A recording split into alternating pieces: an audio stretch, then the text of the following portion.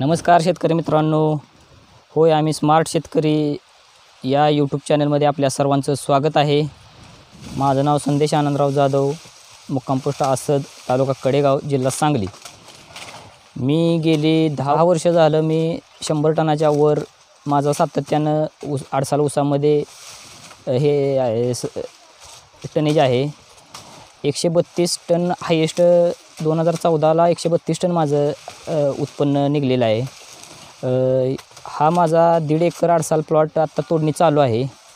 1.5 एकरात साधारणतः 80-85 टन 30 गुंठ तुटलेला प्लॉटमध्ये 80-85 टन ऊस गेलेला आहे, गळीतास गेलेला आहे।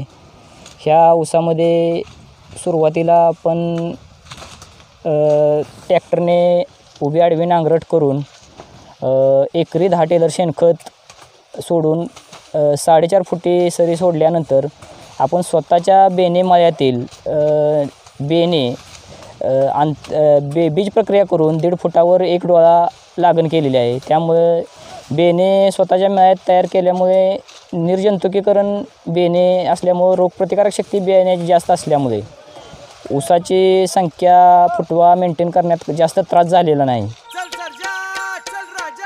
विदर्भ ॲग्रो सोल्युशन्स वर्धा सादर करीत आहे एक दमदार नगदी पीक, एकरी लाखोंच्या उत्पन्नाचा हमखास भरोसा। स्वप्नपूर्ती लसूण लागवड रब्बी 2020। आताच संपर्क करा 70 835 01995। ह्या ऊसामध्ये आपण सुरुवातीला लागण केल्यानंतर साधारणतः 60 दिवसानंतर आपण बेसल डोस टाकून त्या रासायनिक लागवडीची भट्टीला अगोदर 8 दिवस भट्टी लावून ती लागवड टाकून बाळबांधणी केली। बाळबांधणीनंतर आपण 1 स्प्रे रासायनिक आणि 1 जैविक असे प्रत्येकी 15 दिवसाच्या अंतराने टोटल 8 स्प्रे आपले 8 महिन्यापर्यंत आपण घेतलेले आहेत। नंतर आपण ह्याच प्लॉटला 90 ते 100 दिवसापर्यंत आपण नंतर बेसल डोस दुसरा टाकून मोठी बांधणी करून घेतली। ह्या प्लॉटला टोटल ड्रिप न पाण्याचे आम्ही पाण्याचं नियोजन आहे। रोज सरासरी 2-2.5 तास आम्ही ड्रिपने पाणी द्यायची व्यवस्था केलेली आहे। ह्या प्लॉटला बाळबांधणी मोठी बांधणी झाल्यानंतर आम्ही ड्रिपनं खताचं नियोजन केलेलं आहे।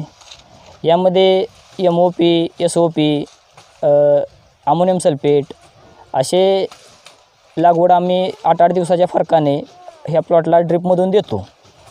त्याचप्रमाणे जैविक रासायनिक ही प्रक्रिया झाल्यामुळे ऊस निर्जंतुकीकरण असल्यामुळे रोगप्रतिकारक शक्ती ऊसात जास्त असल्यामुळे आणि साधारणतः 45,000च्या पर्यंत आम्ही संख्या मेंटेन करण्याचा प्रयत्न करून 8 महिन्यानंतर ऊस पडायच्या अगोदर खालून पाला सोलून घेऊन, कारण पाला सोलल्यामुळे नंतर ज्यावेळी पालाकुट्टी करायची त्यावेळी पाल्याचा लोड कमी होतो, त्यासाठी आम्ही पाला सोलून घेतो, हवा खेळती राहते, त्यामुळं निश्चितच ऊसाचं उत्पन्न वाढतं।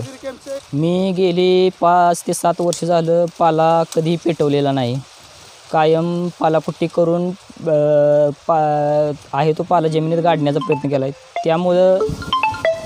त्यामुळं काय झालं माहिती आहे का, त्या पालाकुट्टीमुळं जागच्या जागी खत तयार झालं, NPK पिकांना मिळण्यास मदत झाली। त्याचप्रमाणे ऊसा बाष्पीभवन जमिनीत मेंटेन करण्याचा त्याचा फायदा झाला मला।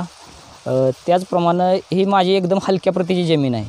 आम्हाला पाणी कमी येतं, शेवटच्या टप्प्यात ऊसाला पाणी कमी येतं। त्या पिरियडमध्ये पालाकुट्टीमुळं ऊस कधीच वाळलेला नाही माझा, आणि पालाकुट्टीमुळे कायम जमिनीचा पोत सुधारून राहण्यास मदत झाली। त्याचप्रमाणे ह्या ड्रिपने खताचे नियोजन केल्यामुळं ऊसाला शेवटपर्यंत चांगलं तेज आणि ॲव्हरेजच्या बाबतीत 100 टनाच्या आत कधीच ऊस आलेलं नाही। खोडकीचं उत्पन्न आम्ही 80 टनापर्यंत गेलेलो आहे।